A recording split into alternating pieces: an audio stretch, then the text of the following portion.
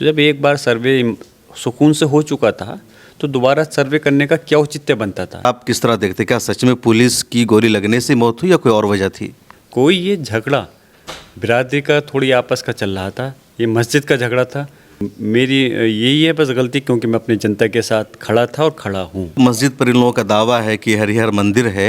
ये तो उनकी मानसिकता पर डिपेंड करता है, जो इस प्रकार की चीज़ को उन्होंने आगे बढ़ाया और माहौल ख़राब करने का प्रयास किया है। गोली चला देना कहाँ का ये न्याय है, कहाँ का इंसाफ है। एक मंदिर वहाँ निकला है जो 400 साल पुराना है और 46 सालों से बंद था, और इल्ज़ाम लगाया जा रहा है कि मुसलमानों ने ही उसको छुपा रखा था। कि मुस्लिम एरिया में होने के बावजूद वो मंदिर आज भी उसी शक्ल में था जिस शक्ल में पहले था। अगर मीडिया के जो लोग चैनल नहीं मानेंगे तो फिर मैं पहले इनको लीगली नोटिस दूंगा जो गलत खबर चला रहे हैं, उसके बाद में डिफॉर्मेशन का केस भी शूट करूंगा अगर नहीं मानेंगे ये लोग। वो भी गोली आप पाँव पे चलाते सीधे सीने पर, और आप अगर माथे पर गोली चला रहे हो तो आपकी मानसिकता तो सीधी जाहिर होती है ना। किस तरह से संभल की आवाम के ऊपर जिनके 5 लोगों की जान ली गई। मिला टाइम्स में खुश आमदीद। मैं हूं शम्स फरस कासमी और मेरे साथ मौजूद हैं संभल के नौजवान MP जनाब ज़ियाउर रहमान बर्क। ज़िया भाई, मिला टाइम्स में खुश आमदीद। संभल अभी तक अब जा सके या नहीं जा सके 24 नवंबर के वाक़े के बाद? देखिए, जब से ये हादसा हुआ था इत्तेफाक से उस दिन मैं बेंगलोर था और तभी मैं फ़ौरन तुरंत आया था जिस दिन से अगले दिन सेशन शुरू हुआ था। 3 बार प्रयास भी किया जाने के लिए, लेकिन अभी इन्होंने रोक दिया कि अभी के वहाँ पर उनका लोगों का कहना यह है, पुलिस प्रशासनिक अधिकारियों का, कि शांति व्यवस्था ख़राब हो सकती है। जबकि हम लोगों का मकसद तो यही था कि शांति व्यवस्था बने जो बिगड़ी है, और उसके साथ साथ जो लोगों के दुख दर्द में शरीक हो सकें। लेकिन अफसोस है कि अभी तक हमें वहाँ जाने का मौका नहीं दिया गया, और मैं लगातार प्रयास में हूँ और इंशाल्लाह जल्दी ही कोशिश कर रहा हूँ कि वहाँ पहुँच सकूँ। अपने कोर्ट में कोई अर्ज़ी लगाई है कि आपको जाने नहीं दे, क्योंकि आप वहाँ के स्थानीय सांसद हैं, लोग आपका इंतज़ार कर रहे हैं। मैं गया था वहाँ तो लोग कह रहे हैं कि जो हमारे नेता हैं, जो हमारे सांसद, उनको भी आने नहीं दिया जा रहा। मैंने इस चीज़ की शिकायत हमारे जो लोकसभा के अध्यक्ष हैं स्पीकर साहब से, ओम बिरला जी से भी की है कि भाई मैं ख़ुद वहाँ का जनप्रतिनिधि हूँ और मुझे भी वहाँ जाने नहीं दिया जा रहा। मुझे तो वहाँ जाने हर हाल में दिया जाए जिससे कि मैं लोगों के दुख दर्द में शरीक हो सकूँ और उनके ऊपर जो परेशानियाँ आ रही हैं उसमें जो भी उनकी कानूनी मदद जो हो सकती है उसको आगे बढ़ा सकूँ। मैं गया था, वहाँ की जो फैमिलीज़ है सबसे मैंने मुलाकात की। उन लोगों का कहना था कि पुलिस की तरफ से प्रेशर है बयान बदलने का, कि आपसी लड़ाई की वजह से मौत हुई, कहीं और से गोली चली, पुलिस ने नहीं चलाया। क्या आप पर भी कोई प्रेशर है और आप किस तरह देखते, क्या सच में पुलिस की गोली लगने से मौत हुई या कोई और वजह थी? देखिए, प्रेशर पब्लिक पे डायरेक्ट बनाया जाता है, आप बखूबी वाकिफ़ हैं। और जिस तरह से मेरी लगातार सुनने में आ रहा है कि जो लोग मज़लूम हैं, जिनके साथ में ज़्यादती है, उन परिवारों पे प्रेशराइज़ कर करके इस प्रकार की रिपोर्ट लिखवाई भी गई हैं। अब तक 3 मुकदमे ऐसे हुए हैं जिसमें से 2 परिवार ऐसे हैं जिनके परिवार के लोगों की जान गई है उनके परिवार की तरफ से, और एक घायल की तरफ से लिखवाई गई है झूठा मुकदमा, जिसे कि बिरादरी का रंग देने का प्रयास किया। अफसोस है कोई ये झगड़ा बिरादरी का थोड़ी आपस का चल रहा था, ये मस्जिद का झगड़ा था। तो इस प्रकार की एक अनाप शनाप बात करना कि बिरादरीवाद की और लोग दबाव दे करवाना, तो झूठ ये ज़्यादा लंबे दिन नहीं चल पाएगा। जहाँ तक दबाव मुझ पर है, मुझ पर दबाव मुँह ज़ुबानी तो नहीं कह सकते, लेकिन जिस प्रकार झूठा मुकदमा ये जांच करके कर रहे हैं तो वो एक तरह से दबाव है।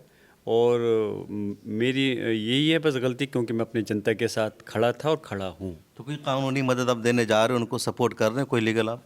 जी हाँ, मैंने पूरी तरह से जो कानूनी कोर्ट के ज़रिए भी मैंने माननीय सर्वोच्च न्यायालय के अंदर रिट दायर कराई थी, उसके अंदर भी अल्लाह का करम है कि एक अच्छा जजमेंट आया था उस समय, और हमारे जो संभल का था उस पर स्टे उसी वक्त हो गया था। और इसके अलावा और भी हम पूरी कोशिश में लगे हुए हैं कि जो लोग जाए हैं उन लोगों की प्रयास है कि केस ख़त्म हो जाए। केस नहीं ख़त्म हो पाता है तो उनकी ज़मानतें हो जाएं और उन लोगों को इंसाफ और हक़ और इंसाफ मिल सके। आपको क्या लगता है, जो मस्जिद पर इन लोगों का दावा है कि हरिहर मंदिर है, तब वो मामला थम जाएगा या आगे भी इस पर विवाद रहेगा? क्या है उस मस्जिद की सच्चाई, आप किस तरह देखते हैं? अब ये तो उनकी मानसिकता पर डिपेंड करता है, जो इस प्रकार की चीज़ को उन्होंने आगे बढ़ाया और माहौल ख़राब करने का प्रयास किया है। हमारी तरफ से हम इस बात को कैसे कह सकते हैं कि ये बढ़ेगा या थमेगा। हमारा तो ये है कि वो मस्जिद थी, है और रहेगी, क्योंकि उसके अंदर जो है और इस प्रकार की बात करना कि किसी मंदिर को तोड़ के बनाया है एकदम गलत है। और क्योंकि मैं पहले भी कह चुका हूँ, हमारे शरीयत के हुक्म के हिसाब से किसी दूसरे धार्मिक स्थल पे तो मस्जिद को बनाना बहुत दूर की बात है। आप अपनी किसी मुस्लिम व्यक्ति की भी बग़ैर सहमति के बग़ैर कोई मस्जिद बनाना या बगैर ख़रीद के बनाना, तब भी हमारी वो जायज़ नहीं हो सकती। तो इसलिए इस प्रकार की बातें करना सिर्फ गुमराह करना है, माहौल को ख़राब करना है। और फिर उसके बाद जब प्लेसेस ऑफ वर्शिप एक्ट 1991 में हमारी देश की संसद ने बना दिया, तो इस प्रकार का रिट दायर करना भी गलत है। और अल्लाह का शुक्र है, उसके अंदर अभी 3 दिन पहले माननीय सर्वोच्च न्यायालय ने भी पूरे देश के अंदर इस टाइप की रिट में जो हम मांग कर रहे थे रोक लगा दी है। और जब तक अगला आदेश नहीं आता तब तक कहीं इस प्रकार का आदेश भी नहीं आएगा, जिससे हमें उम्मीद है और लोगों के प्रति न्यायालय पर भरोसा बढ़ा है। और हम उम्मीद करते हैं कि जैसा अच्छा फैसला माननीय सर्वोच्च न्यायालय ने दिया है, उसी प्लेसेस ऑफ वर्शिप एक्ट को देखते हुए रहे और संविधान का पूरी तरह से पालन करते हुए इंशाल्लाह फैसला हमारे हक में आएगा, जिससे कि इस प्लेसेस ऑफ वर्शिप एक्ट का सही तरह से पालन हो सके। 19 नवंबर को जब पहला सर्वे हुआ था, आप भी मौजूद थे एडवोकेट कमिश्नर के साथ, तो उस दिन क्या हुआ था? क्या कुछ नहीं मिल सका जो दोबारा सर्वे करने का डीएम ने आदेश दिया?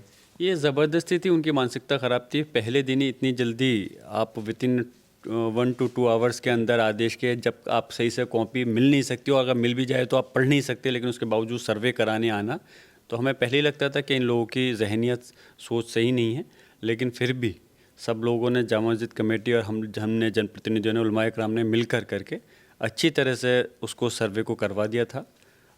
जबकि हम हालात देख रहे थे, उसी दिन माहौल ख़राब हो सकता था, जनता की तरफ से नहीं बल्कि पुलिस प्रशासन की तरफ से ही। लेकिन फिर भी हमने वहाँ रह कर के सही से सर्वे कराया और उस बात की हमने उनसे तस्दीक भी करी कि अगर कोई सर्वे रह गया हो तो अभी कर लो। तो तब उन्होंने कहा था एक सर्वे हमारा ऊपर का छूट रहा है, उसको भी मुकम्मल कराया। उसके बाद में उन्होंने सबके सामने, डीएम एसपी के सामने ये अल्फाज कहे कि अब हम इसकी रिपोर्ट जमा करेंगे।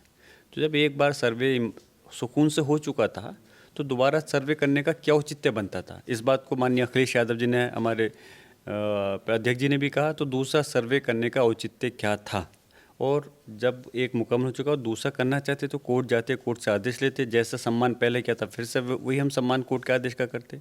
और उसके बावजूद भी दूसरे सर्वे में भी कहीं कोई समस्या नहीं करी इनकी ज़्यादती पर, फिर भी सर्वे करा दिया। लेकिन ये तो बीच में पुलिस प्रशासन ने लोगों के साथ में ज़्यादती करके माहौल को पुलिस करे कि उधर से पथराव हुआ, काम को ख़राब किया गया, रोका गया। पथराव होता अगर तो माहौल तो पहले दिन होना चाहिए था ना। पहले दिन क्यों पथराव नहीं हुआ? पहले दिन क्यों लोगों ने सुकून के साथ में वो करा दिया? और दूसरे दिन भी 1.5 घंटे तक क्यों सुकून से सर्वे होता रहा? लोगों को अगर इस पर रोक ही लगानी थी, कुछ इस प्रकार का कदम उठाना था, तो पहले दिन भी कर सकते थे। पहले दिन तो लोगों ने अपने पूरे सब्र का वो दिया। तो जब लोगों के साथ में, जब जनता होती है, पब्लिक होती है, तो उसके साथ में इस टाइप से पेश आना लगा। आप एकदम से किसी सवाल के ऊपर लाठी चला देना, और वो अगर गुस्से में आके किसी 2, 4, 10 लोगों ने अगर पत्थर चला दिए तो गोली चला देना, कहाँ का ये न्याय है? कहाँ का इंसाफ है?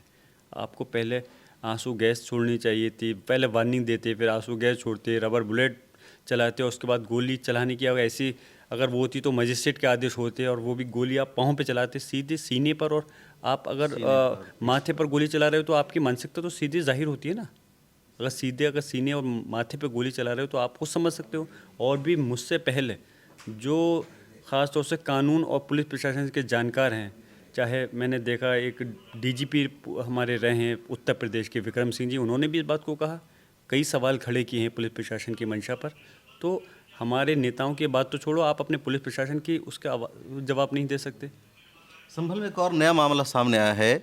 एक मंदिर वहाँ निकला है जो 400 साल पुराना है और 46 सालों से बंद था, और इल्ज़ाम लगाया जा रहा है कि मुसलमानों ने ही उसको छुपा रखा था।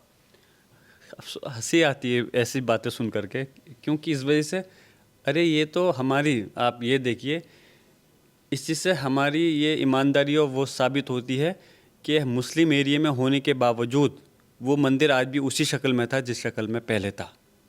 आप इस चीज़ से साबित होता है कि अगर हम मस्जिद बनाना चाहते किसी धार्मिक स्थल में, तो हम सबसे पहले उसको, जो मुस्लिम एरिया था वहाँ पर हम मस्जिद बनाते। और कहाँ क्यों नहीं बनाया? हम मुस्लिम एरिया में होने के बावजूद वो हिफाजत से रहा मंदिर। तो इससे बड़ी और ईमानदारी की क्या सबूत लेंगे ये? क्योंकि हम जो है किसी के धार्मिक स्थल को, हमारा मज़हब इस्लाम ये कहता है कि आप अपने मज़हब इस्लाम की आप उसके बारे में बताओ, तबलीग करो। हमारा मज़हब इस्लाम ये नहीं कहता कि दूसरे के मज़हब को आप नीचे दिखाओ या बुरा भला कहो। और जहाँ तक इनकी पुलिस प्रशासन की, सरकार की कोई बात सही साबित नहीं हो पा रही। कभी कहते हैं गोली नहीं चलाई, वीडियो वायरल होती है, कभी कहते हैं झगड़ा आपसी है, कभी कहते हैं कि तुर्कों ने गोली चला दी, कभी कि खान साहबों ने गोली चला दी। अरे क्यों इस प्रकार की बातें कर रहे हो? कभी कहते हो कि मंदिर वो कर दिया, उसके बाद में फिर सच्चाई सामने हुई। जो व्यक्ति जिनके पास में उसकी चाबी थी, हिंदू समाज के ताल्लुक थे, उन्होंने खुद कहा कि इसकी चाबी मेरे पास है, हमने खुद बंद करके रख रखा है। तो लेकिन इससे ज़्यादा मीडिया कह रही है कि आपका जो घर है 1.9 यानी 1900 मीटर दूर है और आपने ही बंद करा, मतलब आप क्या तार उससे जोड़ा जा रहा है? रिपब्लिक भारत, जी न्यूज़ और कई इस तरह की मीडिया में इस तरह का प्रोपेगेंडा। ये इस प्रकार के कर रहे हैं। मैं बहुत देर से काफ़ी दिन से देख रहा हूँ। अगर मीडिया के जो लोग चैनल नहीं मानेंगे तो फिर मैं पहले इनको लीगली नोटिस दूंगा जो गलत खबर चला रहे हैं, उसके बाद में डिफॉर्मेशन का केस भी शूट करूँगा अगर नहीं मानेंगे ये लोग। मेरा कानूनी अधिकार है, फिर मजबूरन मुझे इन चैनलों के खिलाफ केस भी दर्ज करना पड़ेगा। और रही बात, मैं तो खुद कह रहा हूँ मेरे घर के पास अगर है तो हिफाजत से था। अगर कुछ हमारी लोगों की अगर दिल के अंदर कुछ गलत होता तो लोग 40 दिन के अंदर क्या से क्या कर सकते हैं। वो 46 साल से अपनी हिफाजत से है, तो इससे बड़ा सबूत और क्या चाहिए? बल्कि क्यों? एक दिन वाली एक मस्जिद बनी हुई है, एक रात मस्जिद आपके संभल में। अच्छा ज़िया भाई, आप पर एक और केस लग रहा है जो एक्सीडेंट का मामला है, समाजवादी पार्टी का झंडा लगा हुआ था और अब आपका नाम उसमें घिसेटा जा रहा है, क्या सच्चाई है इस केस की?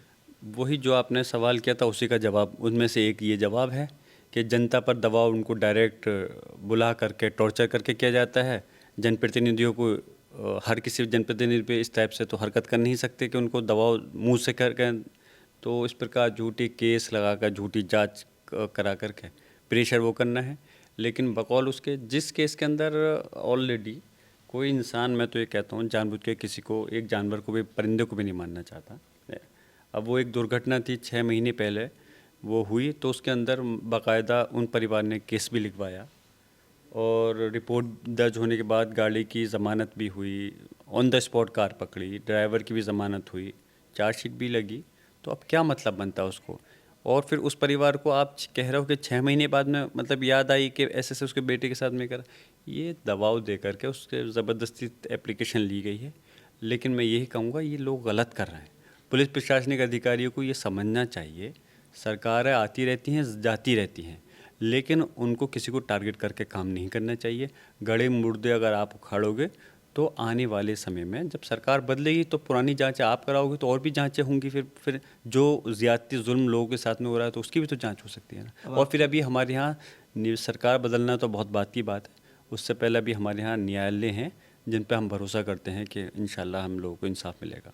एक दो और सवाल है, अभी आपके यहाँ बुलडोज़र चलने लगा है और एक मस्जिद के जीना को भी तोड़ दिया गया, कहा जा रहा है कि इलीगल इंक्रोचमेंट है। जो शाही जामा मस्जिद है उसके जीना पर भी ये लोग आरोप लगा रहे हैं कि ये इलीगल इंक्रोचमेंट है। इसको सिर्फ संभल की आवाम नहीं, पूरे प्रदेश और देश की, और यहाँ तक कि मैं तो कहूँगा अब सोशल मीडिया का ज़माना है, पूरी दुनिया देख रही है किस तरह से संभल की आवाम के ऊपर जिनके 5 लोगों की जान ली गई, जो मज़लूम हैं उनको ही मुजरिम बना करके उन ज़्यादती की जा रही है। और लगातार चाहे गाड़ियों की चेकिंग हो या बिजली का चेकिंग हो या फिर इस प्रकार से ये तोड़ने का लेंटर की एक प्रथा चल रही हो, तो ये बड़ा गलत है। मैं बार बार कहूँगा पुलिस प्रशासन को ये सोचना चाहिए, हमेशा एक सरकार का संरक्षण आपको प्राप्त नहीं हो सकता है। वक्त की बात होती है। कभी कांग्रेस ने भी ये सोचा था कि उनकी सरकार जाएगी, आज बीजेपी की सरकार बनी हुई है। अगर बीजेपी के नेता और अधिकारी संरक्षण प्राप्त करके ये सोचें कि सरकार हमेशा रहेगी तो ये बहुत बड़ी गलतफहमी है। सरकार आती है और जाती है, ये यहाँ पर कोई शहंशाह राजा महाराजा की तरह नहीं, यहाँ संविधान है। संविधान के ज़रिए जनता के द्वारा जब देखेंगे ज़्यादा उत्पीड़न होगा। 2024 में लोकसभा की जो हमारी 37 सीटें जीती और गठबंधन की हमारी 43 सीटें जीती, तो देखिए ऐसा नहीं सिर्फ मुस्लिम समाज के लोगों ने वोट दिया, दूसरे लोगों का भी वोट मिला। तो वो भी समझ रहे हैं ये जो है आपस के अंदर जो राजनीति कर रहे हैं वो सही नहीं है। राजनीति मुद्दों की होनी चाहिए, विकास की होनी चाहिए, आपस में लड़वाने की राजनीति कतई नहीं होनी चाहिए। आने वाले चुनाव के अंदर इंशाल्लाह वक्त बदलेगा। जब वक्त बदलेगा तो फिर हम उम्मीद करते हैं लोगों को इंसाफ मिलेगा। आपके नेता अखिलेश यादव साहब अभी तक संभल नहीं गए हैं, न संभल के जो पीड़ित है उनकी फैमिली से उनकी कोई मुलाकात की तस्वीर सामने आई है। देखिए ऐसा है, हम लोग और हमारे नेता दिखावा नहीं करना चाहते। हम लोग वाकई में उनके इंसाफ और मदद करना चाहते हैं। और उसका सबसे बड़ा प्रयास ये है कि हमने लगातार जिस दिन से सदन चला है उस घटना के दूसरे दिन से ही हमने और समाजवादी पार्टी ने पूरी मेहनत और ताकत के साथ में। हमारा मकसद सदन को बंद कराना नहीं था, हम चाहते थे चर्चा हो उस पर, और चर्चा हो के पूरी सदन और पूरा देश जान सके किस तरह से वहाँ उस घटनाओं को अंजाम दिया गया है। और हमने, हमारे नेता ने, अखिलेश यादव जी ने स्पीकर साहब से मिल कर के, चाहे प्रेस हो या वैसे, पूरा प्रयास किया। और उसके अलावा जो पीड़ित परिवार हैं उनसे मिलने के लिए, संभल जाने के लिए 3 बार प्रयास भी कर चुके, लेकिन वो अलाउ नहीं कर रहे अभी जाने के लिए। और जल्दी हमारे नेता अखिलेश यादव जी संभल इंशाल्लाह जाएंगे, और मैं उम्मीद है कि संसद का सत्र बंद होने के बाद में इसी महीने के अंदर संभल जाने का कार्यक्रम होगा। और मैंने राष्ट्राध्यक्ष जी से मांग की और उन्होंने इस चीज़ को माना भी, और पीड़ित परिवार को माननीय अध्यक्ष अखिलेश यादव जी ने 5-5 लाख रुपए देने का ऐलान किया है। जल्दी पीड़ित परिवारों से मिल करके वो पैसे दिए जाएंगे।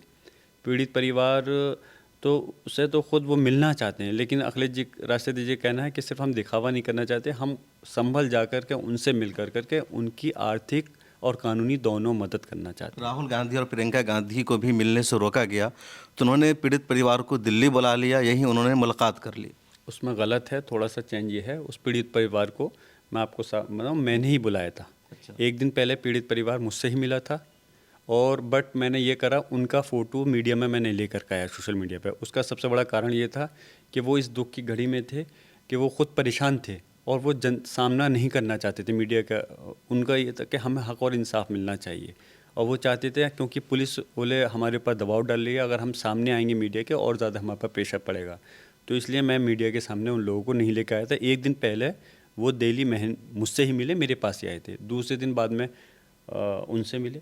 हम किसी की बुराई नहीं करें, विपक्ष भी हमारे खैर मजबूत है, हम इंडिया गठबंधन के साथ में मिले हैं उनसे, तो अच्छी बात है मुलाकात का। लेकिन हम ये चाहते हैं कि खाली इस किसी चीज़ के अंदर दिखावा नहीं होना चाहिए। संसद में कांग्रेस की तरफ से इस इशू पर बहस कराने की मांग नहीं हुई है? देखिए, मांग की है, लेकिन जिस प्रकार समाजवादी पार्टी ने मजबूती के साथ में लड़ा है उसको, इतना मजबूती से दूसरी पार्टी ने नहीं लड़ा। समाजवादी ने पूरी मजबूती से लड़ा है, लेकिन हमें समर्थन दूसरी पार्टियों का भी मिला है। आपके एमपी बने कई महीना हो गए, लेकिन इस बार जो आपकी स्पीच हुई है उसकी चर्चा है, ट्विटर पर स्पीच वायरल हो रही है, काफ़ी तारीफ भी हो रही है, बड़ी बेबाकी से आपने बोला है। तो कैसे आपने तैयारी की, कब से प्लान था कि तमाम मुद्दों को बोलना है? देखिए, सिर्फ मैंने अपने दादा मोहतरम बर्क साहब से सीखा है कि किस प्रकार से राजनीति करनी है, कैसे लोगों को खिदमत करनी है, और किस तरह से अपनी बात को सदन के अंदर रखना है या सदन के बाहर रखना है। तो उसी का एक ये हिस्सा है। मेरे जो थे वो जज्बात थे, जो दिल की मेरी भावना थी, उस चीज़ को मैंने बस सदन के अंदर सामने रखा, जिससे कि पूरा देश सुन सके, और सच्चाई मैंने बयान की। और जो जुल्म ज़्यादती हमारी ख़ासतौर से मुस्लिम समाज पे इस प्रदेश और देश में हो रही है, टारगेट करके काम किया जा रहा है, उस चीज़ को मैंने सामने रखा। और मैंने यही रखा कि आप संविधान की जहाँ 75 साल की बात मनाने की कर रहे हो, और तो हम ये चाहते हैं कि संविधान को कमज़ोर मत करो। संविधान, अगर तुम एक पक्ष के साथ, समाज के साथ, मुस्लिम समाज के साथ ज़्यादती करोगे तो संविधान मजबूत नहीं हो सकता, और संविधान मजबूती से नहीं पालन होगा तो देश भी मजबूत नहीं हो सकता, देश भी तरक्की इस तरह से नहीं कर सकता अगर आप नज़रअंदाज करोगे। इसलिए मैंने मांग की है कि हमारे लोगों को हक़ और इंसाफ मिलना चाहिए, और बगैर किसी पक्षपात के साथ में जो है काम करना चाहिए। बहुत शुक्रिया। तो हमारे साथ थे ज़ियाउर रहमान बर्क। आप मारूफ सियासी रहनुमा, साबिक़ एमपी जनाब मरहूम शफ़ीक़ुर रहमान साहब के पोते हैं, उनके सियासी वारिस हैं, और लगातार अब ये संभल की सियासत को संभाल रहे हैं, वहाँ से सांसद है। कैसे लगी आपको बातचीत, कमेंट सेक्शन में ज़रूर लिखें, और सोशल मीडिया के सभी प्लेटफॉर्म पर हमें फॉलो भी कीजिए। मिल्लत टाइम्स को जारी रखने और मजबूत बनाने के लिए हमारी आर्थिक सहायता कीजिए। ये एक आजाद मीडिया हाउस और कमजोरों की आवाज है। आप हमें देखें, सुने, पढ़ें और हर महीने ज्यादा नहीं, सिर्फ 100 रुपए से मदद करें। डिटेल्स डिस्क्रिप्शन में मौजूद हैं।